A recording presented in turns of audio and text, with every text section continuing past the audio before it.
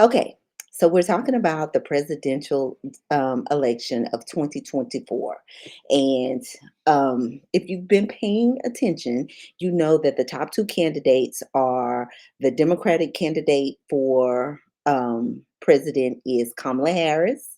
I'll give you some information about her in just a few minutes. And then Donald J. Trump, former president and entrepreneur, he is the Republican candidate.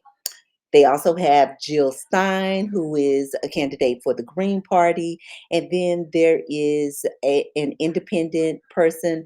I have no idea who that person is because I'm not an independent voter. So, just so that you know, you do have four options for president. That is Kamala Harris, the Democratic candidate, Donald J. Trump, who is the Republican candidate, Jill Stein, who is the Green Party candidate, and then the other person who is the independent. So the main two people that we're talking about are Donald J. Trump and Kamala Harris. And so let me just give you some background on the two. Kamala Harris, she, if elected, she will be the first female president of the United States. Not only is she female, she's African American and Indian, and she has Jamaican roots. Of course, her father is Jamaican, her mother is Indian. Um, Graduated from Howard University. She went to law school in California. She later became district attorney of San Francisco. She also became the attorney general. She was elected. Let's be clear, because people keep saying that she's not qualified, which is insane and ridiculous, considering that she has been an elected official in one of the hardest states in the country, as um, far as being an attorney practicing. She's been a practicing attorney in the state of California. They say that's one of the hardest bars to pass in the nation, and yet she passed it. So, unqualified. Did she have to sleep with someone to pass the bar? That's just insane to me. So find another argument because that's not going to make sense. And I digress, but we're going to get back to it. She was elected as the district attorney of San Francisco. She was the state attorney general of the state of California. She eventually was a U.S. senator representing the great state of California. And then now she is Madam Vice President. She was selected by Joe Biden to be his vice president and running mate when he ran for president 4 years ago. She is the first female vice president of the United States and may potentially be the first female president of the United States. So, those are her credentials. When someone says that she's unqualified, you sound stupid when you say it. You do. I mean, especially if your credentials do not match, you need to stop saying that. And I take offense just as a woman. Like, I think it's the misogyny. And then when women say it, like, I would ask the woman who says that, run me back your credentials. Tell me what you've done in comparison to where she's come. And if you don't align, if it's not aligning, keep it to yourself because what you're saying does not make sense. She's qualified, regardless of whether you want her to be the candidate or the president or not. You will not say she's not qualified. I ain't gonna let you say it. I ain't gonna let you get away with it. Not on my watch. So, on the opposite spectrum, we have Donald J. Trump, our former president of 4 years. And I didn't vote for Donald J. Trump in 2016. I'm not voting for Donald J. Trump in 2024. And my reasons, and I will run down his credentials. He's an entrepreneur. He's a trust fund baby. He inherited millions of dollars from his rich father, of which he invested in a lot. But I look at a person's fruit to determine if that person is someone with whom I can relate to or align with. And in Donald J. Trump's situation, under the circumstances, I just don't see where he aligns. I think he's a graduate of Dartmouth, if I'm not mistaken. I'm almost certain that's where he received his formal education. Of course, he is from New York, the state of New York, Queens to be exact. And he's best known for The Apprentice and also Trump Towers all over the United States. However, he's also known for a lot of shady, and I emphasize, anybody want to argue, baby, I'll get the receipts, but this isn't what this episode is about. But he is known for a lot of shady business deals, and most recently being a convicted felon, having been convicted of 34 counts of all types of egregious acts that I just don't understand how people can ignore that. Because if it were Kamala Harris, if it were Obama, even, we wouldn't even be having this conversation. It's the privilege that is associated with Donald J. Trump that is jarring, and it's so obvious. Um, So when I talk about these two candidates, and yes, I do have a lot of passion about it. I do have an opinion about both. I in all fairness too, I have to admit, y'all, when Donald Trump was on The Apprentice, I used to love The Apprentice. Why? Because I'm an entrepreneur. So anything related to entrepreneurship, I really got into it. And some of the decisions that he made, I agree with, especially TV wise, and watching how he handled certain situations. I really enjoyed the show. I did.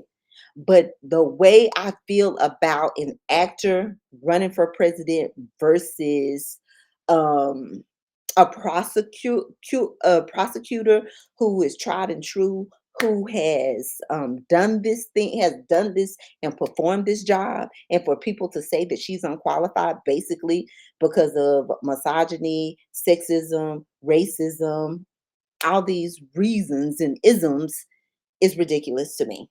And I just I just can't get past it. So, but that's not what this episode is about. This episode is about the differences in their policies and what their plans are for entrepreneurs moving forward. And I think that people should have an informed should receive informed information about how these decisions are going to affect you as an entrepreneur. That's what we're talking about. That's what all of this is about. That's what and the reason why I got on this, not to talk about Donald J. Trump, because it's a non-factor to me. Like I, I have so many opinions about him and his platform, but that's neither here nor there. I think that people should be more informed and make decisions based on logic and facts as opposed to emotion and opinions. That's what I believe. A lot of people are saying a lot of things that just don't make any sense, and it's not backed up behind any facts. And then I have a huge opinion about people who pretend to be supporters of Christ, and yet your only reason for um, rejecting, or not your only reason, but one of your main reasons for rejecting Kamala Harris is because of the abortion issue. And the reality is, she's not saying I am a pro-life supporter, a pro-choice. I'm sorry, I am a pro-choice supporter. I am not a pro-choice supporter because I think that people just should be running around having abortions. I am a pro-choice supporter because I believe that women should have the right to decide for themselves, that the government should not be involved in that decision, and that no one should have the right to tell somebody what they should or should not do with their bodies. That's what I believe. I believe that we should get out of other people's bedrooms and out of their business. I mean, and for Republicans to say that they are pro deregulation, then why y'all trying to regulate people's bodies? Why are y'all trying to regulate that? I don't understand it. To me, it makes no sense whatsoever. And it's a little contradictory. If you say you're pro life, yet you are pro capital punishment. Like you would pull the hammer on a person in a minute. That's not pro life. That's a contradiction. So these are just my thoughts, but that's not what we're talking about. That is not what we're talking about. Let's be clear. We're talking about the issues that are going to affect entrepreneurs based on these candidates. So let's talk about it real quickly. And I won't keep you long. I will not hold you. We're talking about the policies and the differences between the two. If you are an entrepreneur, I'm going to tell you what Kamala Harris is proposing, and I'm going to talk to you based on my research of what Donald J. Trump is proposing. And we're going to talk about how it can benefit you or hurt you. It's simple. It's simple. And as an entrepreneur, I know we have so many other values. We have so many things that are important to us. But for me, entrepreneurship is my thing. I'm passionate about what I do. I love it. I breathe it. I eat it, sleep it. That's just something that I value. It's really important to me. But yeah, as an entrepreneur, Kamala Harris has stated that she's going to give a 50,000 tax credit for startups. So let's talk about why that is important. So the main reason why that is important is because it is when you're starting up a business that you have your most expenses. If and me, I have a product-based business. So the most expensive thing that I had to pay for most of the time was my products, my product development, my product research, my packaging. All of that is expensive in the very beginning. And $50,000 is a good start if you're starting a business.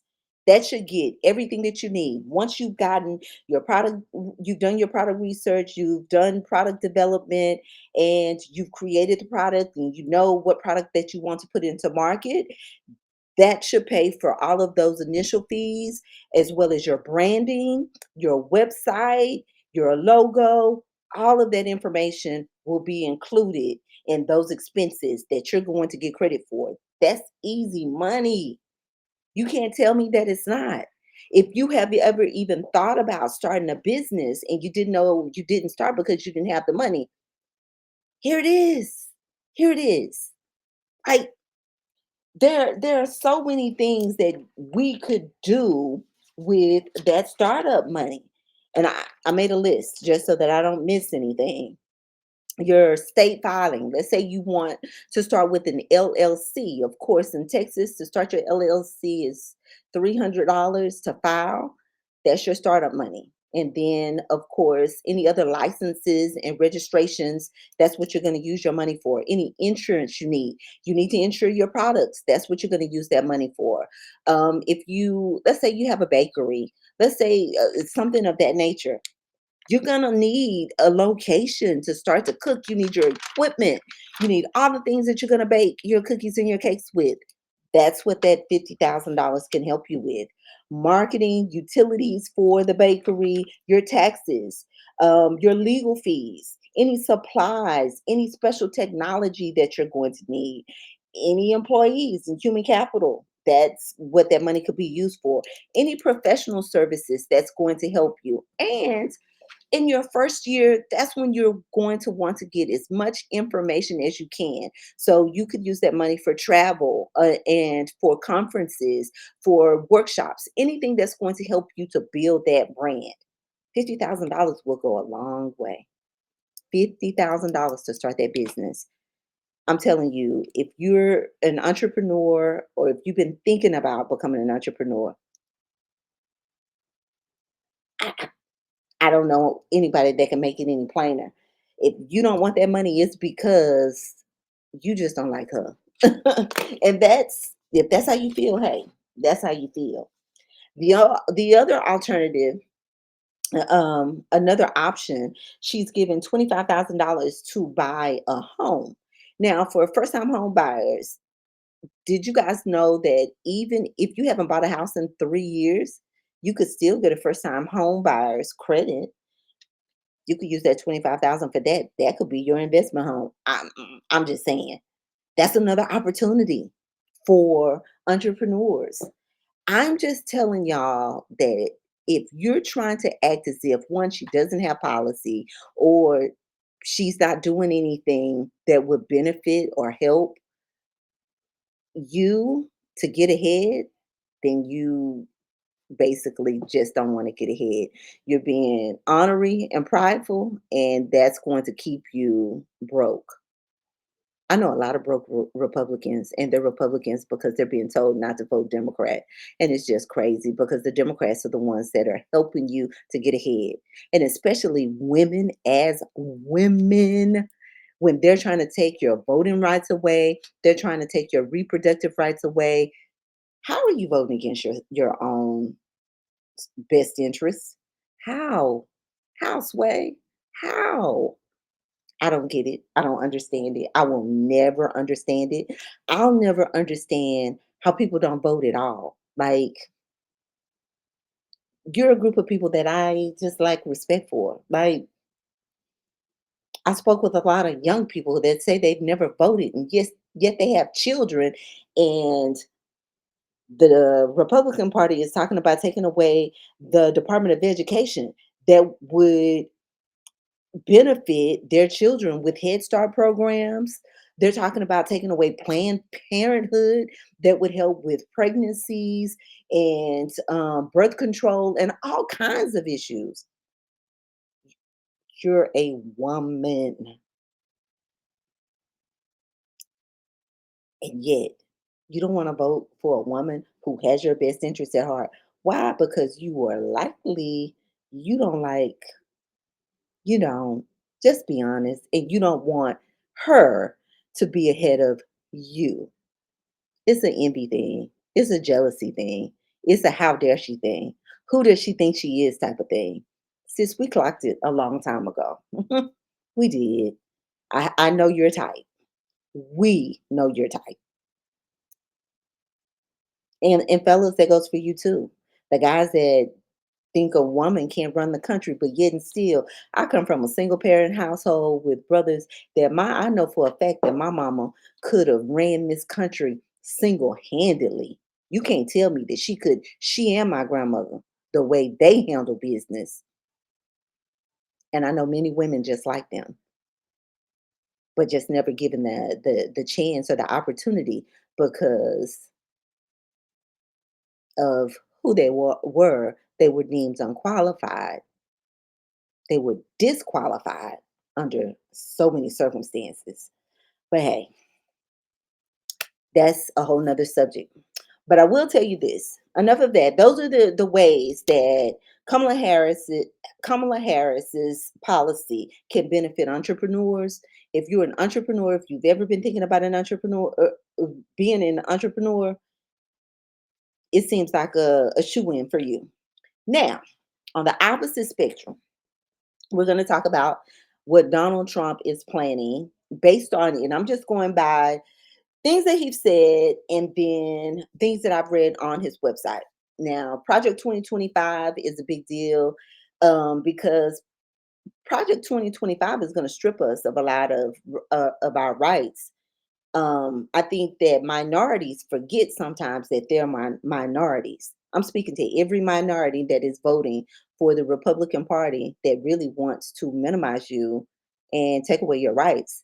I don't understand why critical race theory is such a big issue to y'all that you're willing to do anything. You don't want your kids to be influenced by any type of cultural history. Baby, when they're being influenced by it every single day when they're taking up all of these African American and Hispanic culture online. They're eating it up and absorbing it. I just don't understand. I don't understand. But hey, some things are not meant for me too.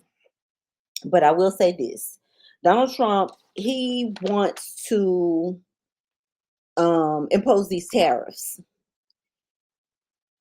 um in his mind, the tariffs are going to benefit our economy and it's going to be beneficial to business, but according to economists, these tariffs are going to hurt us, the consumer. Also, as an entrepreneur, if you're getting your products from overseas, those tariffs are going to hit us hard as well, meaning we're going to be paying twice as much for our products that we get overseas. FYI, just so that you know. Just so that you know. Please understand. If you don't understand economics, you can refer to anybody. You can go research it, but tariffs are not going to be beneficial to entrepreneurs in the long term. But another thing that Trump wants to do is he wants to make U.S. a manufacturing superpower. So when you hear people talking about they really want to keep all of our manufacturing in the U.S. and we want everything to be made in America, as if it's really going to benefit us in the long run. Not always. And I'm going to give you the pros and cons of that. So the pro of having manufacturing here in the US, of course, it will support the local economy. It will be more flexible financing for products and then supply chain efficiency. Um, my products come from overseas. So it would help if I could get my products a lot faster from the US. But the difference is the products that I pay for, the products that I have bought in the US, they cost twice as much. So that is a con for us entrepreneurs if we do start to make or get our products here in the US. um, we are going to have to pay more for them. Um, the volume, we may not be able to get a higher volume. There will be limited production issues with getting your products here in the US, and labor regulations will affect the products that we make and sell here in the US, and then skilled workers. A lot of times in China has the manufacturing plants with skilled workers that have been doing these things since they were brought up to learn to do that. American labor isn't the same. We don't train the same. So the quality of the workers that are going to be utilized, that are going to be skilled to do the jobs that we need to have done in the US, it's not going to be as beneficial. So that's something to think about. So you have these two opportunity situations that you have to consider. On the one hand, with Kamala Harris, you get $50,000 and possible an additional 25 if you invest in some property over here. And then on this side, you are looking at tariffs, increased tariffs that are going to affect you and your bottom line and your business, and then higher costs potentially and limited production for manufacturing. So if you plan to manufacture a product, that's what you could potentially be dealing with. Also, taxes. We know for a fact, well, Kamala Harris wants to cut taxes for the middle class, a middle class. So that will ultimately, I'm all for that for me. Um, Also for Trump, if you are in the top 1%, it's likely that you would benefit from his tax cuts. Traditionally, his tax cuts have benefited the wealthy, not the middle class. So when you're an entrepreneur, if you're already making $1 million in your business, it could potentially help you. Trump's tax plan would potentially help you. However, if you are not and you're striving to get there, you're on that uprise trying to get there, it may be a little bit more difficult because then those tax cuts would not apply to you. You may be paying more in taxes, like myself, in this particular situation. So, these are the things that we need to consider when we're trying to decide who we're going to vote for. We have 9 days to make a decision. I voted early. I've already gotten it out the way. It ain't, if you hadn't figured it out by now, you already know who I'm voting for. I'm not here to tell you who to vote for. I'm here to tell you to get informed. But more importantly, get in this race, get in it. Make up your mind. Make a decision today and don't tarry. This is important. This is one of the most important elections of our lives. It's so much on the line. I don't understand how um, Black and brown people are not considering that the racism. I'm sorry, I can't align with the KKK. I mean, they're not my brothers, my brethren. Neither are their wives. Why would I align my vote with them? I don't get it. And that's just plain and simple. I don't care who gets mad. I don't care what you think, but the mere fact that racism is not a deal breaker for you makes you a deal breaker for me because that means that you don't care about me or my safety. You don't care if something happens to me in the course of all of this.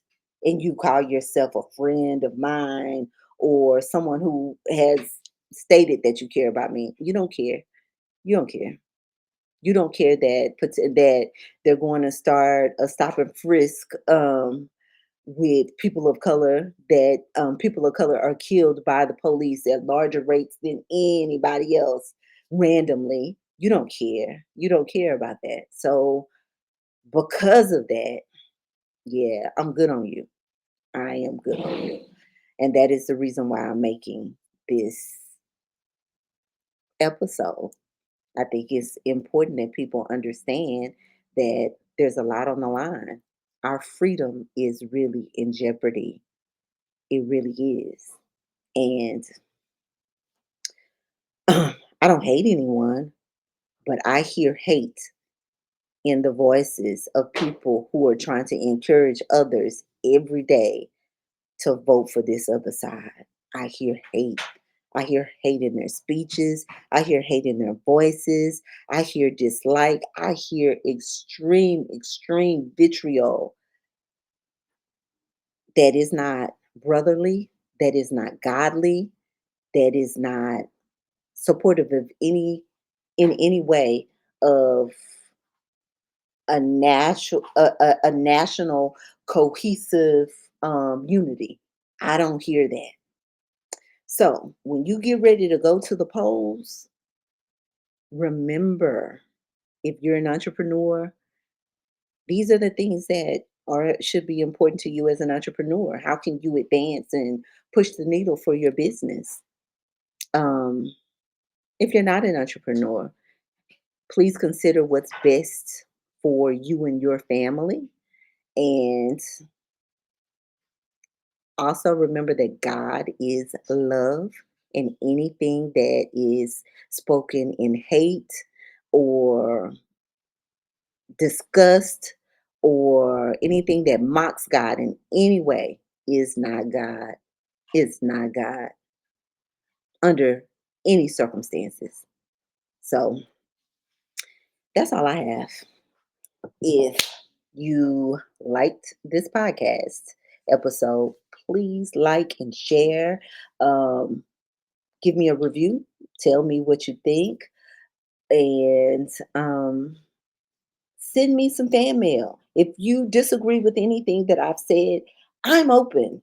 I would love to hear what anyone else has to say on this matter. So you can send me fan mail. You can comment and share how you feel.